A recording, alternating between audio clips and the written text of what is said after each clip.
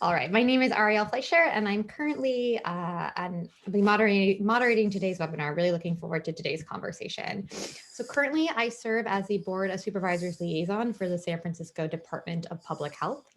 Prior to that, I served from 2016 to 2020. I helped lead transportation policy for the nonprofit think tank Spur, and I also worked at SFMTA. While at Spur, I published a paper on fair policy that explored fair integration for the Bay Area.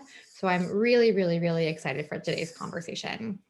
I'm also a proud friend of Seamless Bay Area, which is a grassroots organization that advocates for a world-class integrated public transit system by advancing policy reforms and building a grassroots movement for change. So earlier this month, Seamless Bay Area was very proud to unveil its integrated fare vision map, a vision for a unified zone-based fare system that would enable Bay Area transit riders to travel more seamlessly around our region with one simple fare, free transfers, and automatic fare caps. I know when this came out, I was very excited to see it. So today we're going to be talking in more detail about the vision and how an integrated fare system like it could transform Bay Area transit by attracting far more riders, reducing transit and congestion, and lowering costs for low-income riders. So today we have a very exciting lineup. First, you're going to hear from a very special guest, an urban planning expert, Christof Spieler, about how a well-designed fare structure can help create a more rider-friendly, fair, and accessible transit system for riders. And then next, after that, Seamless Bay Area co-founder and policy director, Ian Griffiths, will give a short presentation explaining the integrated fare vision and why a zone-based fare vision would be a major step forward for transit in the Bay Area. And finally, we really want to hear from you, hear your thoughts and your questions. So after all these presentations wrap up, I will be back and I will moderate a 30-minute Q&A with Ian and Christof about the slides and about what you listen and learn about today. And last but not least, Adina is going to tell you about the actions that you can take in the coming weeks and months to help spread the word about Seamless's integrated fare vision. Before we get started, logistics. So we invite everyone on the call to submit your comments or questions through the Zoom chat or Q&A functions as the presentations are taking place. So using the Zoom chat and the Q&A to put forth your questions. You can also raise your hand to ask a question live. And I think we want that to be the, not literal, but the Zoom raise your hand. We will answer as many questions as we can while being mindful of everyone's time. In addition, after today's call, Seamless is going to send an email to all webinar participants that includes a summary of everything you'll hear today. So with that, I'd like to introduce and welcome Christof, Mike, saying your last name right, Christof Spieler? That is correct. Oh, where'd you go? So Christof Spieler, and he is Vice President and Director of Planning at Hewitt-Zollars? There we go. Working on land use, transportation, and open space. His recent work includes greenways in Houston, transit planning in Boston, Fort Worth and the Twin Cities, street design manuals for Dallas, a community-based vision for Galveston, and flooding research. He teaches at Rice University and served on the board of Houston Metro from 2010 to 2018, where he spearheaded the redesign of the local bus network. His book, Trains, Buses, People, an opinionated atlas of U.S. transit was published in 2018 by Island Press. But I did not know he grew up riding West Canton in Pinole, California, and now lives in downtown Houston, where he relies on transit, walking, and biking for most of his daily trips. So again, excited to be here to moderate today's conversation, and I'll turn it over to Christof to get us started. Hey, I think screen share's not working.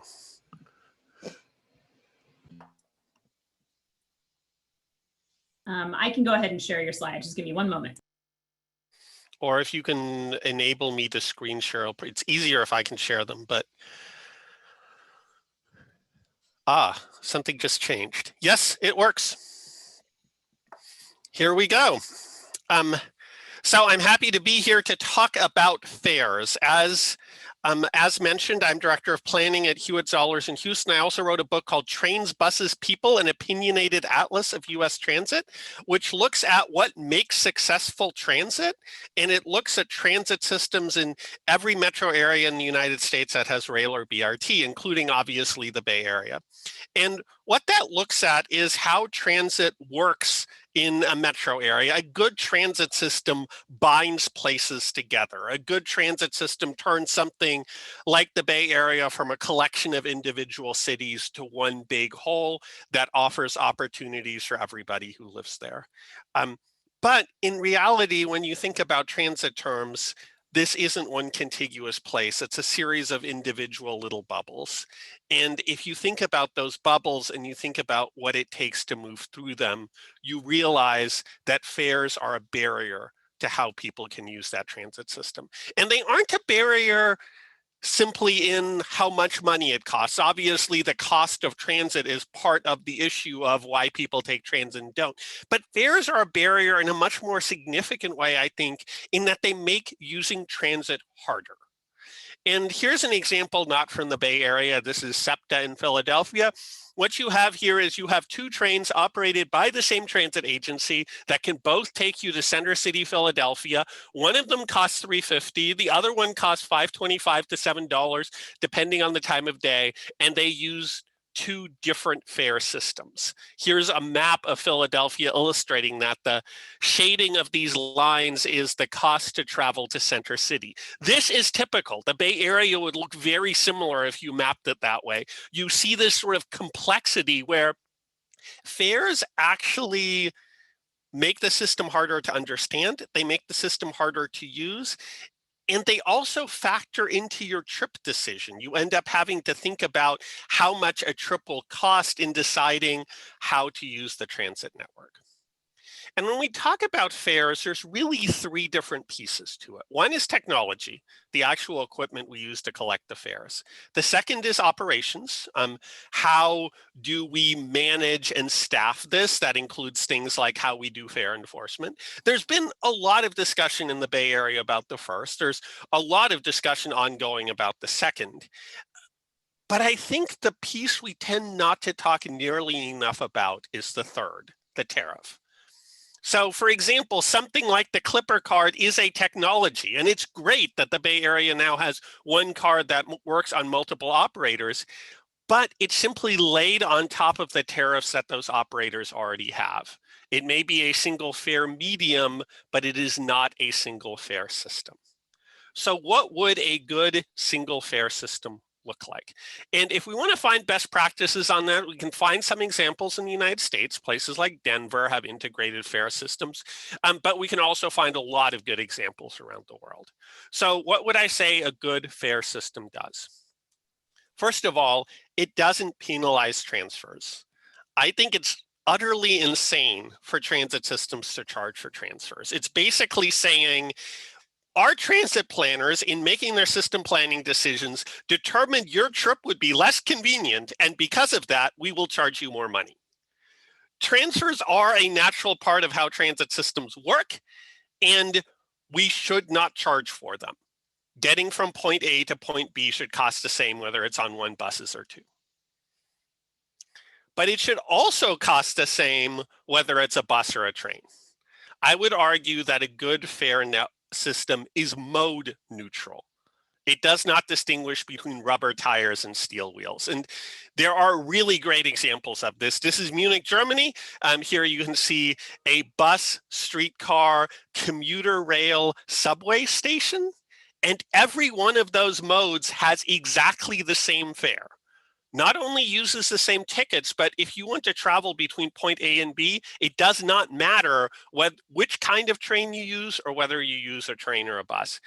What that means is people can use whatever is most convenient for them rather than having price be a factor in which they choose. And what that means for agencies is they can plan much more integrated systems. And you can also get much higher ridership on some of those networks. Munich's commuter rail system is extremely high ridership because it is so fully integrated with everything else that it actually makes sense for somebody to catch a bus to a commuter rail station and ride only a single stop. Munich, though, is lucky in that they have one large transit agency, which obviously the Bay Area doesn't. So we also have to say a good fare system is agency neutral. There are political reasons to have multiple transit systems in an area. You may want to say, we want to have local governance, so it makes sense to have smaller operators and bigger operators. What doesn't make sense is to say that should affect the passenger experience. And I would argue a good fare system spans multiple agencies. Again, the cost from point A to B should be the same, whether you are riding 2 buses from the same agency or 2 buses from 2 different agencies. And now you might look at me and say, that sounds really hard. And the answer is, yes, it is, but that shouldn't matter. Because again, this is transformative in the ability to use a system, and there are absolutely ways to figure it out. This is the Frankfurt area in Germany. Every logo you see on here is a different transit provider. They all share one fare system across the entire Verkehrsverbund, which is an organization that coordinates all these fares and all these operators. And as a passenger, you just buy a ticket, and it doesn't matter whose bus you're getting on. But within a large region, we also have to think about how we charge for individual trips. A good fare system doesn't penalize short trips. There's a real appeal to saying, let's have a fare system where we just have a flat fare. But the problem is when you start having a flat fare that covers a really large area, you end up having to price short trips really high. If you average out your trip cost, it means that short trips will be too expensive. So a good fare system finds a way to make shorter trips cost less than longer trips. But in doing that, in a multi-centric region like the Bay Area is, it also has to not favor one center. If you look at a lot of distance-based trip systems, like in London, for example, London's system is based on the idea that London has a center. It is zone 1, that is the heart of London. And all of the trip pricing is based around that. The number of zones you travel through is concentric circles. And that works really well for a region that has one center. It doesn't work well when you have multiple centers because you can't do multiple bullets like this. And if you try doing it, it ends up penalizing riders going to those secondary centers. A good fare system supports equity. What that means is a good fare system makes it easy to build in fares that let you make it easier for low-income riders to pay for their transit, that make it easier for families, that make it easier for the disabled. Whatever you want to do, a fare system should have structures built in so that the system can have different prices for different people. And finally, a good fare system is easy to understand. It has to be something where I can predict what my trip will cost and that I can easily buy that trip and make that trip. And if we do that, a good fare system creates freedom. A good fare system makes it feel like it can seamlessly move around the region by taking whatever the most convenient way of getting there is and have a thoroughly enjoyable experience doing it. And that's why I'm excited about this proposal, because it sets up an idea on how the Bay Area could actually do that.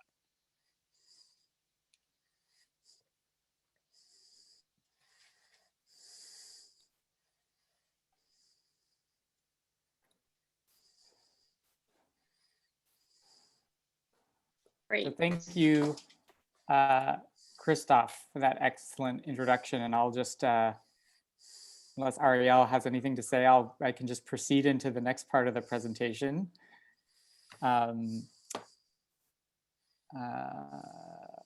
So that's a really great introduction to what I'm going to discuss, which was a bit more about our specific proposal. And then Adina will finish off by talking about the steps, what's going on right now and the steps that we can all take to help make a vision like this a reality. So Seamless Bay Area, as Ariel introduced, we're a nonprofit based and founded by riders and a group of riders who want to see a better transit system. And we've long supported integrated fares. We identified the goal of creating this map as an advocacy tool and as an awareness building tool that we think might help make this very complex topic of fare integration more understandable to the average rider. Because I think a lot of riders don't quite understand what we mean when we say fare integration. They don't quite understand how it would make their lives easier.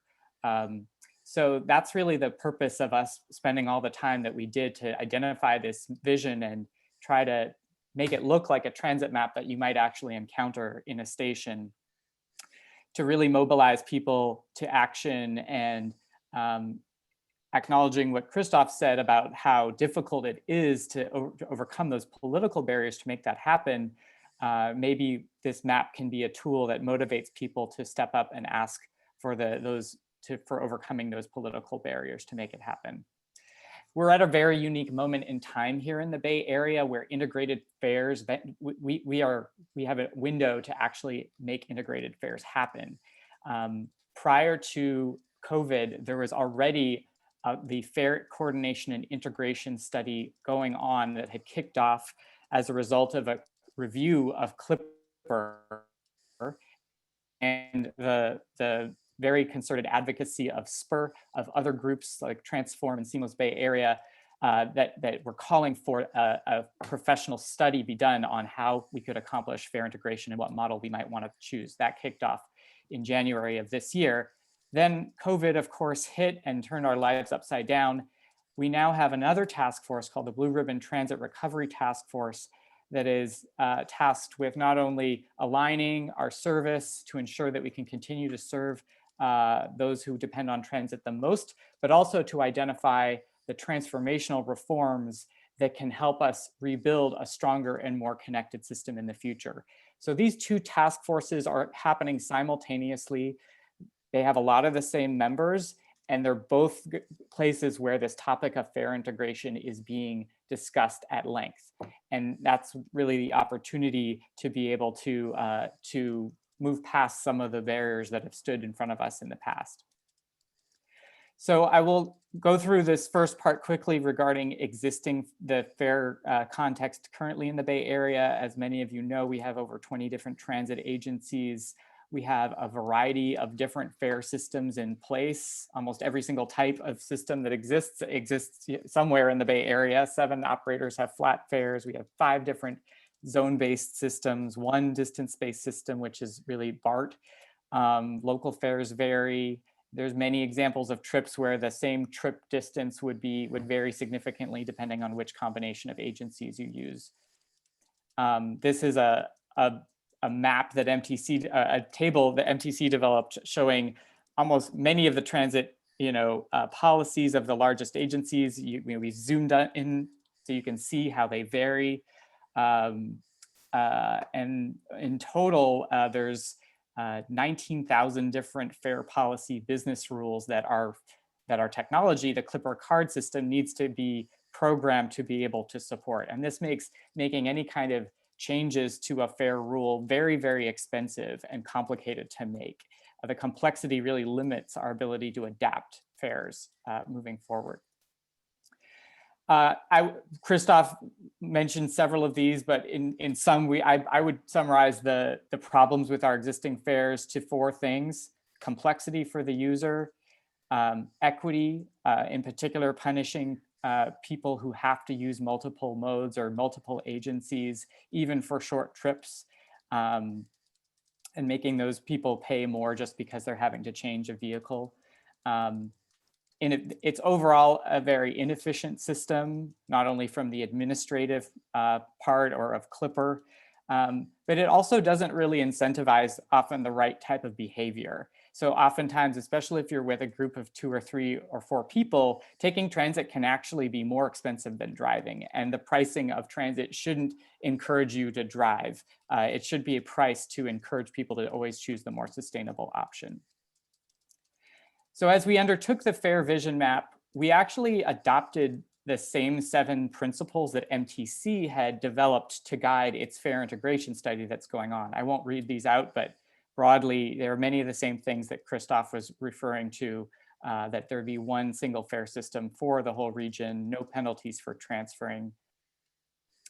And we looked at around the world at what were the different structures that we might try to apply for our vision map in the Bay Area. And we found, looking through the literature, that there was a spectrum of different approaches that broadly fall into these 3 categories. At one end of the spectrum is a flat fare across the whole region. At the other end of the spectrum is the measured distance approach, where the fare you pay is exactly corresponding or exactly proportional to the distance that you travel. And then somewhere in between are a range of different zone-based systems where your fare is calculated based on counting the number of zones that you pass through. And that approach roughly is, it reflects the distance, but not, as precisely as the measured distance approach. And even within those zone-based systems, you have examples of larger zones and then smaller zones.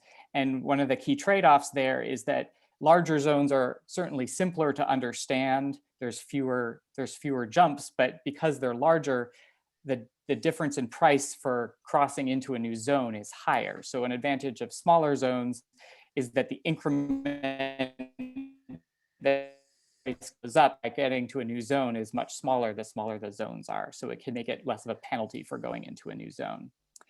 So anyway, these are just examples of some of those flat fares. Many people often ask us, as we released the map, people said, well, New York has a flat fare system. Why shouldn't it be a flat fare? And I did want to just acknowledge that New York isn't, while the subway and buses are a flat fare in New York City, it's not really a truly regional flat fare zone. First of all, because New York City does not cover the whole region. And second of all, because you have other modes, even within New York City, like the commuter train that is on an entirely different fare system. So there isn't a truly flat fare system, even in New York. But Stockholm is another place that has a flat fare across the whole county of Stockholm, which is not as big as the Bay Area, but it is a large region. Then we have those radial systems that Christof was referring to, zone-based systems such as in Paris and in London. And then in a number of countries, the left here is Zurich region and the right here is the Copenhagen region. You have zone-based systems that are not radial, that don't have one center, but that actually that are more decentralized, and that where you count the number of zones, you don't need to be just going between the center and the periphery to have the zones reflect the distance you go. And then lastly, there isn't a very good image to depict the fare by distance model, which is it's more prevalent, particularly in Asia and then in Australia. This is the fare by distance table associated with Sydney's transport system, Transport for New South Wales. So they have generally these distance bands whereby it calculates your fare based on how far you go, not necessarily which zone you start and end in. And in the end, we felt that for this project and for both to try to show the benefits of integrated fares, but also have an advocacy tool that would really raise awareness, we decided to develop the zone-based system, but not a radial one, a more decentralized one, with the goal of creating something that could really galvanize the public's imagination. It does well when compared to other options when this has been studied in other places. And then we integrated some policies into it to try to mitigate for some of the unfair consequences of this approach. And one of those things that happens that is a criticism of zone-based fare systems is that for some of them, if you're just going on a short trip, but you happen to cross a fare boundary, so you might only be going a mile, but you might be starting in one zone and ending your trip in an adjacent zone, you might then be charged for a 2-zone trip instead of a 1-zone trip, even though that's such a short trip. And one of what we did with this map is make sure that any trip within 1 or 2 zones is the local fare price. So that way we avoid this situation of a very short trip costing more than a local fare. And then, the other policy, as I mentioned before, is we kept the zones relatively small, which does make it a little more complicated to look at, but it ensures that riders never are going to experience a big fare jump by just going an extra mile. The fare increments are just $1 for each zone that you go by. So here is the map. I think you've probably all seen it if you're attending this event. It's definitely more effective up close. But we just in the development of it, we tested out different size zones overlaying a grid of hexagons or circles over the Bay Area to see what seemed to be like the right size zone that mapped to our geography. And we looked at 5-mile zones and 10-mile zones. Ultimately, we settled on this 7.5-mile wide zone, which corresponds handily to approximately the size of San Francisco, which is 7 by 7, keeping Muni, our largest transit agency, by ridership all within the same zone, which I think was an important goal. And we tried to then overlay that with the urbanized areas of the Bay Area to form the backbone of this is the geographically accurate representation of the zones. And then we adjusted the geography to fit with our more diagrammatic base map that we've developed, which isn't geographically accurate, but makes it a little bit easier to read for all the parts that where there's more transit use, such as where we want to see downtown San Jose, San Francisco, and Oakland in greater detail. So this is the fare table. We gave each of the zones a number, mainly just for identification purposes. Those are the numbers in white on the right-hand side, but they don't really mean anything other than just to, for reference, ensure that, you're talking about the same zone when you're talking with someone. And then the fare table that we're proposing is on the left with a base fare of $2.20 for any local trip, which would be 1 or 2 zones, which is approximately any trip that would be 10 miles or less. And the vast majority of transit trips are that distance or less. And then with $1 extra for each zone that you would go beyond 2 zones. So $3.20 for 3 zones, $4.20 for 4 zones. And then the other policy,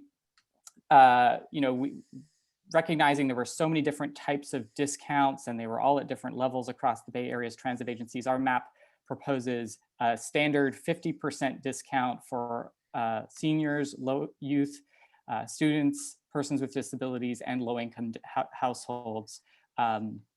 And this number, most of these discounts were already around 50%. They weren't exactly 50%, but the vast majority of them hovered approximately around this number. So this is not a huge departure from where we are already at, but vastly simplifies it from the perspective of the user in terms of knowing how much they would need to pay. As we explained, the logic here is you count the number of zones, the shortest number of zones between your origin and your destination, and then look up the fare table, look up the fare in the map. Now, with Clipper, you would never actually really have to do this because your Clipper card would automatically calculate that. But if you wanted to check beforehand, that's how you could look it up. As I mentioned before, most transit trips are short, and these set of integrated fares does actually ease the burden on people making short trips. Also worth mentioning is that low-income people make a greater share of local trips. So this has sometimes been something that, it's an important issue that we need to address. And here are some examples of trips that are local trips that currently cost a lot more because they often involve taking multiple transit agencies for someone to go the quickest route. For example, from the Mission District in San Francisco to Chinatown in San Francisco, the fastest way of getting there would be to take BART and Muni, which would save someone 10 to 15 minutes. However, it would cost them $5.60 due to lack of fare integration. So a zone-based fare system for that type of trip would save people money, or it would get them to their destination faster by allowing them to go that same distance but use a more efficient way of getting there. And certainly low-income people, as well as people all over the Bay Area, take a lot of long trips on transit, and oftentimes they don't take those trips on transit because it's just so difficult to get there, or because it may even be cost prohibitive, and they're forced into expensive car ownership because of lack of affordability. So you can see here several examples of longer trips that are 50% or more less expensive with an integrated fare approach, that are not necessarily very long trips from a distance point of view, but they all require multiple agencies. And then lastly, fare capping is something that this is a feature of this proposal. This is the idea that you don't have to think about and predict whether you want to buy a monthly pass or a weekly pass if you're going to ride transit a certain number of times in a month. This is the idea that you just use transit as much as you'd like, and if you hit the threshold for the minimum number of rides to be eligible for a monthly or weekly pass or a daily pass, you just stopped getting charged at the moment that you hit that. So, you know, if you ride transit 3 times a day, then you won't be charged for the 4th time. And the 3rd time you pay, it'll be half the price because we've set the fare cap for daily trips at 2.5. So this really rewards people who use transit more often and doesn't force people to predict that at the beginning of the month. This in particular helps low-income people who often don't have the money to be able to put up the money for a monthly pass at the beginning of the month, but who probably need that discount more than anyone else.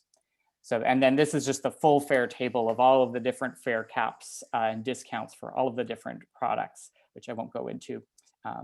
So now I'd like to show you and demo a tool that we developed that we would see this could be how this vision map might get used on a website that we have, a trip planning website like BART or another agency's website, where it calculates what the fare vision map fare would be and compares it to the current fare. So Christof, you said you were from Pinole. I'm wondering if you might be able to provide us an example trip that you normally might find it difficult to take or that starts or ends in Pinole and someplace you might be interested in going to or your family might have gone to. Well, I'll remember something we did when I was a kid. If we start on Westcat and want to go to the San Francisco Zoo. Okay, great. So can you give me an address or an intersection for that or for the origin? How about just type in Pinole Valley Road. Okay, great. And I'll put it in San Francisco Zoo. And this is a thank you to, and we'll assume you're an adult, standard fare. Blink Tag Inc. and Brendan Nee developed this amazing tool for us, and he also works on a lot of the tools that transit agencies already use. So he was uniquely qualified to help us with this. So as you can see here on the left-hand side, you've got the map on the right showing what it's showing here in terms of a route is the first result that Google Maps would tell you to go on a Monday morning at 8 a.m. So it doesn't allow you to select, any route. It's just generating the first Google result as a way of comparing what the Google generated fare would be with our proposal. So the current fare based on the Google results is $10.05 and involves 3 different agencies, Westcat, BART, and SFMTA, with a transfer at Hercules between 2 Westcat buses, and then a transfer from Westcat to BART at El Cerrito del Norte, and then a transfer to the Muni at probably Van Ness or Civic Center Station all the way to the zoo. And with the zone-based approach, it's calculated that that's a 5-zone fare, so we can count them 1, 2, 3, 4, 5. You can see we've made the Bay Bridge its own and Treasure Island its own zone, which actually mimics what BART already does, which is and most Transbay buses do have about $1 surcharge for going over the Bay Bridge. So we instead of having a surcharge, we just called that its own zone, and it automatically adds that up. And yeah, for this trip, it's significantly less than the current fare. This is a trip you might actually take now on transit, whereas a family of 4 taking this trip from Pinole to the zoo, that might cost $30 or $40. I'm sure many families would choose to drive that trip rather than shell out that much money to go to the zoo. Ariel or anyone else have a trip they want to give me as a second example, maybe somewhere in the South Bay or somewhere in the Tri-Valley? Or does someone in the Q&A want to submit a possible trip? Let me try, or how about in the advance of that, I'll try Hacienda Business Park which is a major employment center in the Tri-Valley, and let's say someone's commuting from there to East Palo Alto. Why don't we do one more example and then wrap it up so we have plenty of time for Q&A, because Adina also needs to speak as well. Okay, so I'll, okay, so there you can see it. Please play around to your heart's content, and I will, all right. So now my very last thing before I turn it over to Adina is, how do we make this happen? What are those barriers that Christof was referring to that stand in the way of us having an integrated fare system?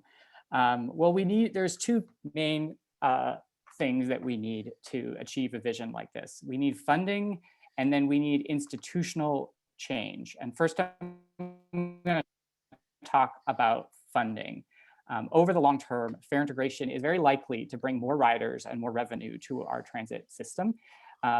Different systems across the world have been found to have increases of ridership of between 4 and 33%, depending on the specific policies introduced.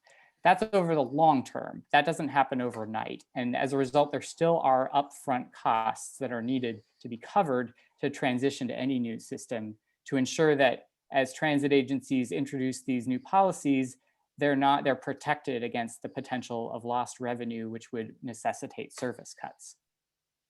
MTC also found that the means-based fare discounts that they've proposed, which we've also incorporated into this proposal, that would give a 50% discount to families with low incomes, that would have a cost of approximately $10 billion over 25 years. So that certainly costs funding as well, and would need a funding source in order to implement.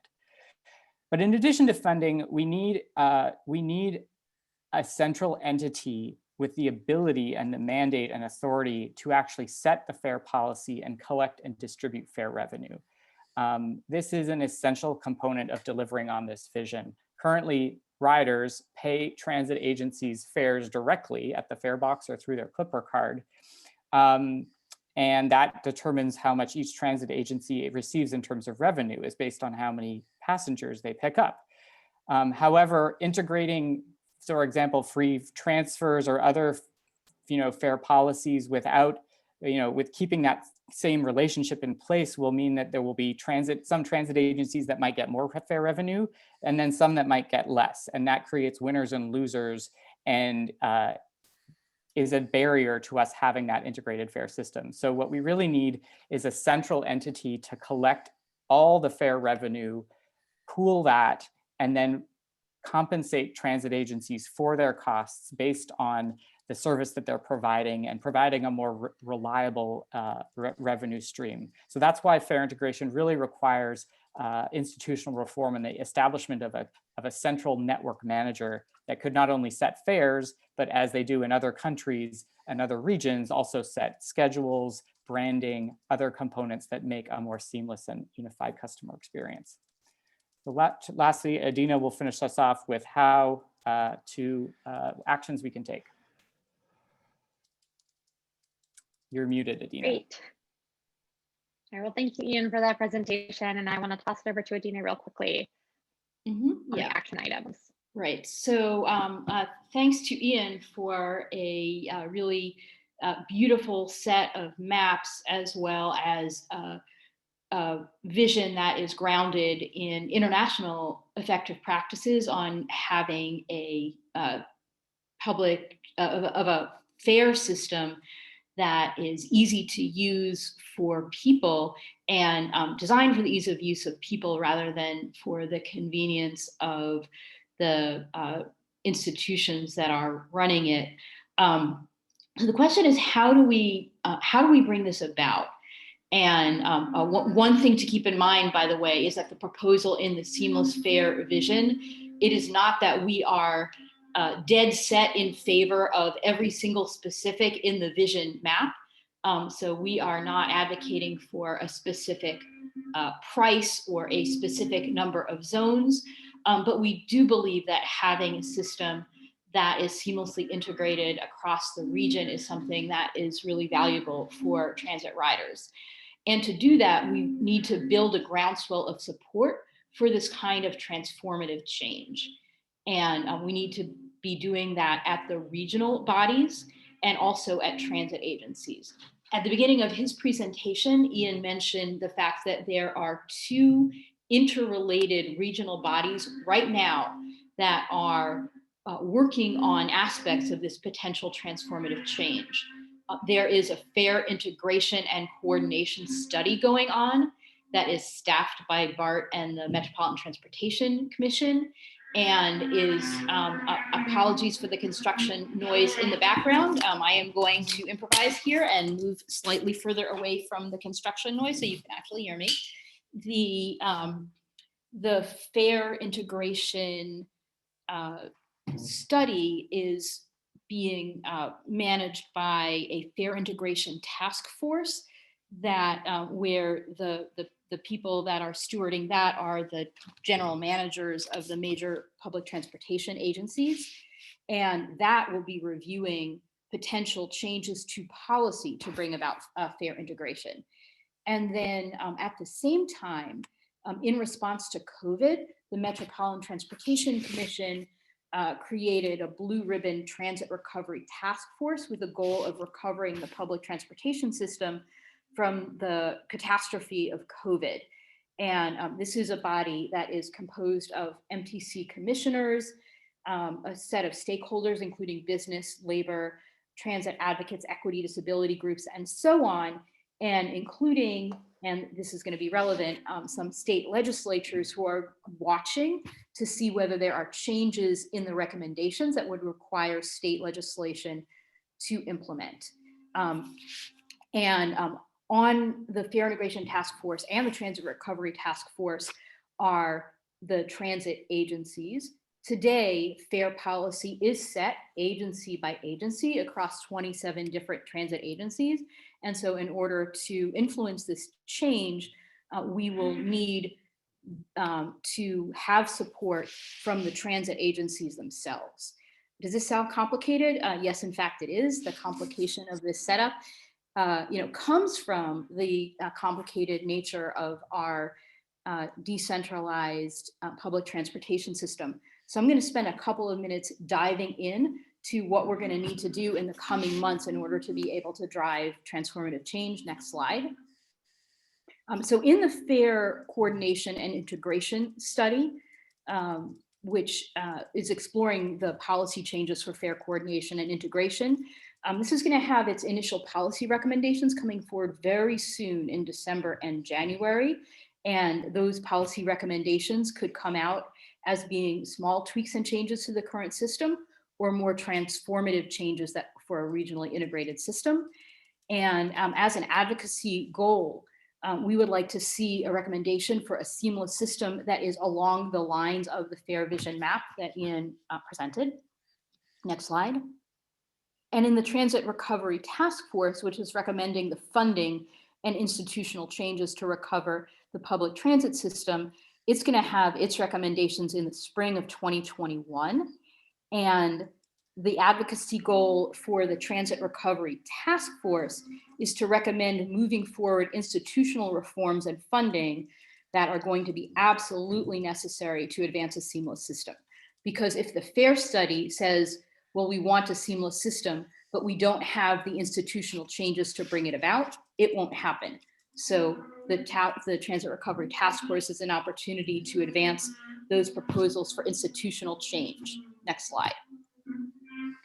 And then, of course, underlying this are the 27 transit agency boards, for whom the integrated fares will be a really major change from the status quo. It would entail loss of the local control to set the fares agency by agency, and some really understandable and real risks of financial losses to transit agencies that would need to be mitigated in any kind of successful proposal. So the advocacy goal at the transit agency level is for transit agency board members to hear the transit rider perspective that a seamless system is important to us. The data presented from the FARE study shows that more than 50% of transit riders with Clipper use multiple agencies in any given month.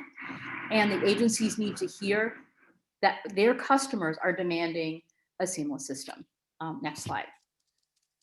So what can you do? What can the people that are here gathering and listening to this do?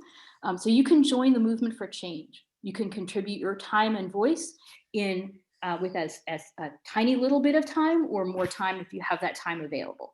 You can sign the Seamless Transit Principles petition.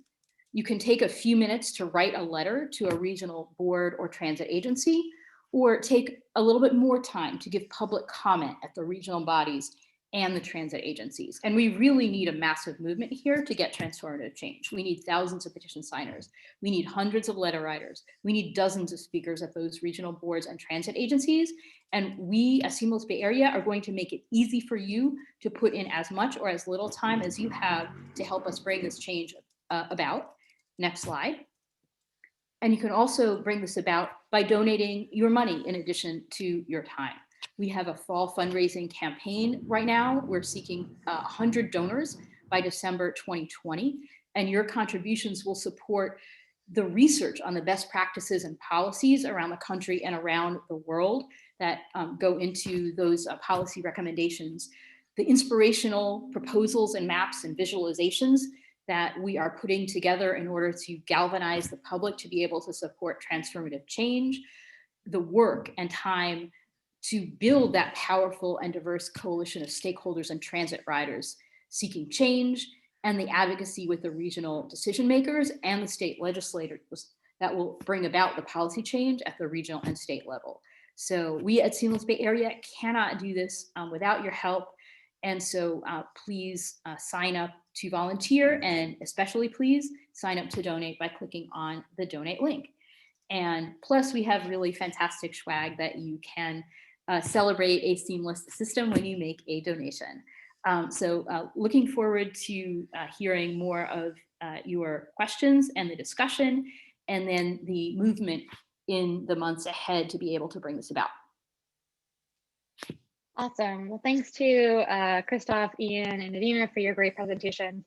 I think what really excited me about this is Christof's original point that this could create freedom. And what else can we offer people with the ability to get anywhere they need to go in this region without fares being a barrier? There's something very exciting to me about that. When I look at the map that Seamless Transit put together, I didn't even know what it meant, but it just got me really excited that something is out there, that we could have something different, that we could have something that makes it easy for people to hop on and off transit buses and get wherever they need to go in the region. So kudos to them again, and very exciting to see where this goes. We have 5 minutes for some questions. I know I have a meeting at 2, so we're gonna have to be really stick to the clock here. I took a look at the chat and the Q&A, which it turns out is kind of hard to do while you're also trying to listen to a presentation. But I pulled out 2 or 3 questions that I think it would be good to answer for the folks in the panel to answer. And of course, if your question didn't get answered, you could always follow up with the panelists afterwards via email, Seamless Bay Area, etc. So big picture, everyone is always curious about costs. And I know that this was touched on a little bit, but hoping you guys could dig a little bit deeper into the implications of this from a financial standpoint. So thinking about fare box recovery, how this would impact transit operator revenue, how this would impact transit operator revenues, and what would happen to fare box recovery, and what would happen to transit operator revenues, and if there would be a need for some sort of insurance fund, something we've talked about before. So one question around costs and the implications from a revenue perspective. Another question, kind of different question that we got is, would fare gates be a barrier if in this zone-based system? What happens to fare gates? And related, this system would you have to tag on and off for each trip, and how are you going to mitigate any problems that would arise? So one general question again around revenue, another around fare gates and how this might help us reimagine what our systems, our stations look like, and lastly around the mechanisms around tapping on and tapping off and any issues that you could see forthcoming as a result of that. And I'm going to limit the panelists' answers till 1:57 so I can wrap things up. I mean, I'll note that fare gates are irrelevant to this discussion. There are places that do zone-based fares with fare gates. There are places that do zone-based fares with proof of payment. There are places that do zone-based fares with a mix of the two. So there's nothing in this proposal that would force a change away from how any agencies do it right now. Great.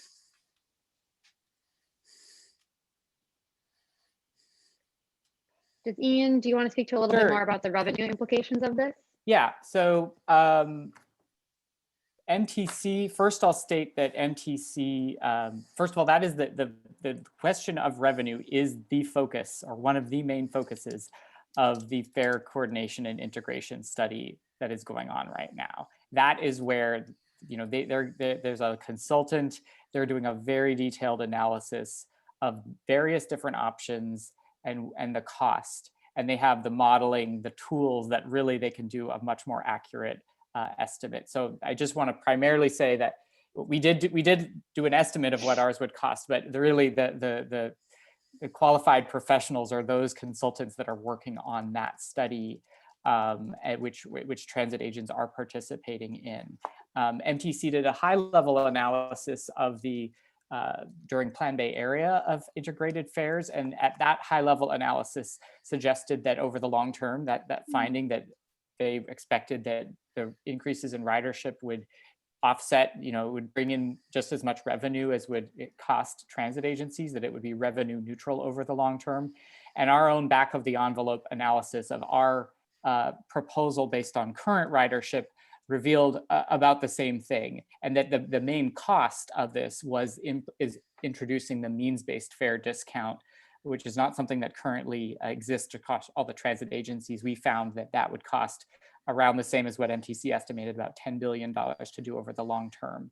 And that was the biggest cost associated with it. But we definitely we know there's going to be an upfront cost for any transition. We don't have an estimate of exactly how much that would be to provide that insurance fund to make sure that transit agencies are, you know, kept whole. We hope that that's an outcome of the fare integration and coordination study that that MTC is doing currently.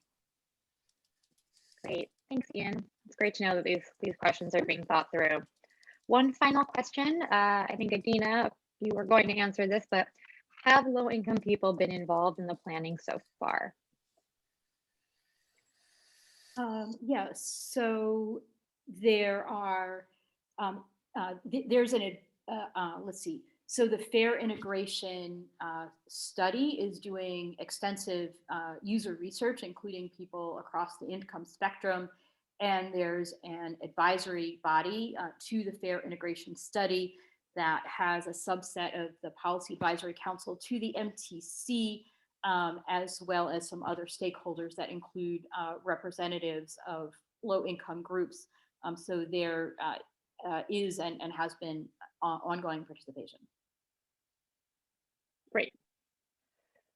All right, I'll do one more question. I'm staring at the clock. How about what happens? There's a couple questions around the group passes, maybe for the group family pricing, if you can expand on that. And by that same idea around eco-pass holders, what happens with those? Well, so we actually didn't have, I would just say that this is there's a lot of policies that could be built on this Great. Overall structure. That so group passes is not something that we actually specifically fleshed out in this proposal. This is the idea that, you know, sometimes some systems, if you're a family of, you know, on Saturdays or Sundays or off-peak times, you can get, you know, free, you know, other policies to ride as a family. Actually, one thing that isn't in ours that we didn't mention is that kids under 12 would ride for free. That's something that we think that has shown in other regions nets more transit users, and generally those are happening during the off-peak when there's capacity.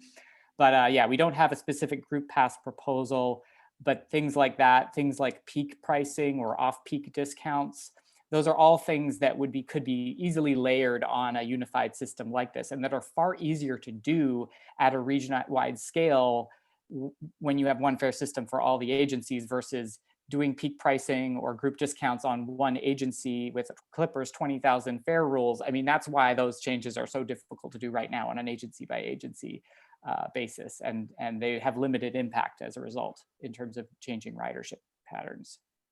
I mean, that's the nice thing about Awesome. a system like this is it lets you overlay a lot of different policies on it in a very simple and consistent way. And can I Definitely. I just wanted to add, going back to the fare gates question, I think there's other interesting just technologies that are emerging that really might provide, that are being experimented with in Europe regarding using mobile phones to really use in Switzerland in particular, where they have that a very similar zone-based system to what we're doing. There's companies that are, you check in with your phone and it actually senses when you get off the bus or the train. So it automatically stops charging you at the zone. So you don't even have to remember to tap off. And that's a new technology that's coming online in other parts of the world that might be an alternative way that we could pay for transit in the future that gets around what I think is sometimes people, I find it certainly annoying to have to tap off, to remember to tap off, say on Caltrain, and that would be one new technology that might make that a bit easier in the future.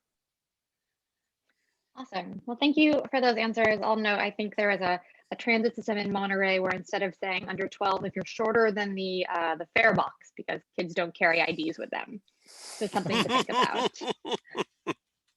No one has an ID. Well, I have 1 minute to my next meeting, so I want to wrap this up. Thank everyone for coming out to today's webinar to learn more about how Seamless is working to create a more integrated transit network in the Bay Area. I know there were a lot of questions that didn't get answered, so Seamless, I highly recommend going through the Q&A in the chat and pulling those out and maybe creating a Q&A document to go along with your map. I also just want to note before I wrap this up that I have been a big fan of Seamless Bay Area since its inception. And I really am so impressed and so excited by all this work. Not only that have they built a grassroots movement for better transit in the Bay Area, they're really making it happen. That's really great. And this is time consuming, labor of love type work. And as Adina talked about earlier, your donation will really help build on this momentum and enable them to continue to work, making this vision, this transit map vision, or something like it, a reality in our region. And that's really exciting. And so while we know this is a challenging time for many people in our region, if you have the means to do so, I really encourage you to make a donation to Seamless Bay Area. There are many other things in this document that I'm supposed to read, but I think we're out of time. So again, a big thanks to Seamless Bay Area for hosting this. I really encourage you, if you can, to donate and be part of their fall campaign and to keep abreast of the issues that are happening and to make sure that your voice is continuously heard as this process moves forward. And with that, I will go, but others can maybe stick around because it's the internet and continue this conversation. Thanks, everyone.